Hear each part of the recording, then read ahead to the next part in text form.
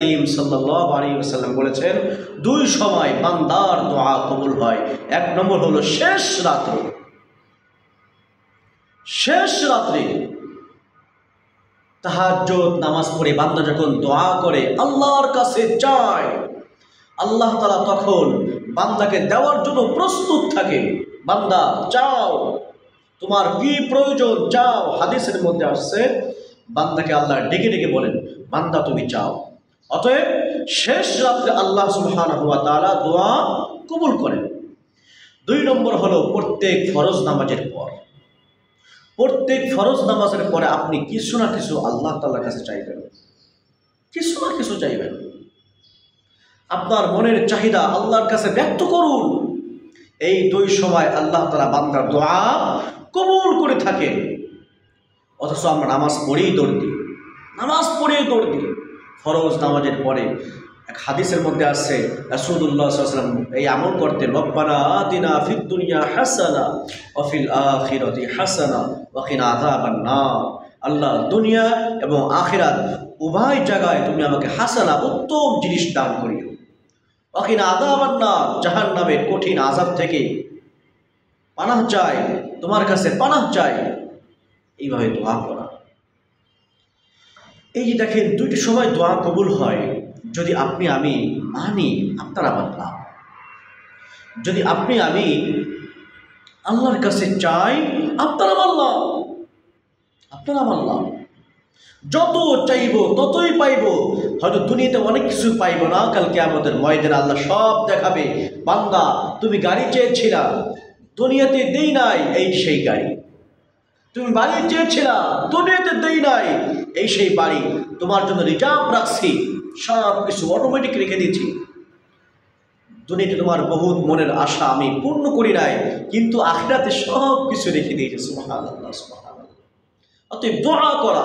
নবী করিম সাল্লাল্লাহু আলাইহি ওয়াসাল্লাম বলেছেন, দোয়ার মধ্যে তাড়াহুড়া করবে না। কেমন? এটার অর্থ এমন, ভালো করে বোঝেন। তাড়াহুড়া কেমন? যে আল্লাহ এতদিন চাইলাম, পাইলাম না, কে দোয়া করি, কে চাই, তুমি তো কিছুই দাও না। আমার তো একটা মনের আশাও পূর্ণ হয় না, আমার তো একটা দোয়াও কবুল হয় না, আমি আর কি চাবো? এই যে তাড়াহুড়া করে ফেললাম। না ভাই, চাইতেই থাকা। যদি আপনি রোগের জন্য দোয়া করেন, বারবার বলতে থাকা, 1 বছর না হোক 2 বছর 3 বছর, প্রয়োজনে মৃত্যুর আগ পর্যন্ত দোয়া করবেন। আল্লাহ, রোগ তুমি দিয়েছ, তুমি আমাকে সুস্থ করে তোলো। আন্নী মাসানিয়া দুররু ওয়া আনতা আরহামুর রাহিমিন। আইয়ুব আলাইহিস সালাতু ওয়াস সালাম এই কথা কখন বলেছিলেন?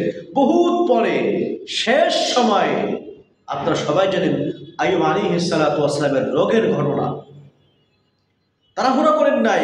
যখন তিনি বলেছে, আল্লাহ আমাকে রোগ ধরে ফেলছে, আমাকে কষ্ট স্পর্শ করছে, তুমি রহমান রহিম, এই কথা বলার সাথে সাথে আল্লাহ তাআলা বলেছেন, উরকুজ বিরিজিলিকা হাদা মুগতাসালুম বারিদু ওয়া শারাব। আইয়ুব, তুমি তোমার পা দিয়ে মাটিতে ঘা মারো, পানি বের হবে, সেই পানি দিয়ে গোসল করো। সুবহানাল্লাহ। আইয়ুব আলাইহিস সালাতু ওয়াস সালাম যখন পানি দিয়ে গোসল করেছিলেন, আগের মতন আবার ঝকঝক, একেবারে যুবক, তরতাজা, সুন্দর দেহের অধিকারী হয়ে গিয়েছেন আইয়ুব আলাইহিস সালাতু ওয়াস সালাম। অতএব দোয়াতে তাড়াহুড়া না করা। আমরা কি করি? তাড়াহুড়া করি এবং মানুষকে বলি, আল্লাহর কাছে এত চাই, আল্লাহ দেয় না। আল্লাহর কাছে এত বলি, আল্লাহ দেয় না। কবের থেকে চাইতেছি, আল্লাহ দেয় না। আল্লাহ অমুকে দিয়েছে, অমুকের মনের আশা পূর্ণ করে, অমুকের নামাজ পড়ে না, তাকে আল্লাহ এই দিয়েছে, সেই দিয়েছে। অমুকে দেখছো ঘুষ খায়, সুদ খায়, আল্লাহ তাকে এত দেয়, আল্লাহকে আমাকে দেখে না। কত কথা বলি আমরা। প্রিয় ভাই, প্রিয় বোনেরা, খবরদার এই কথা আল্লাহর কাছে বলবেন না, তাড়াহুড়া করবেন না। নবী করিম সাল্লাল্লাহু আলাইহি ওয়াসাল্লাম নিষেধ করেছেন, খবরদার আল্লাহর কাছে চাইতেই থাকো, তাড়াহুড়া করবে না। তাড়াহুড়া করলে আল্লাহ তাআলা রাগান্বিত হন, আল্লাহ তার দোয়া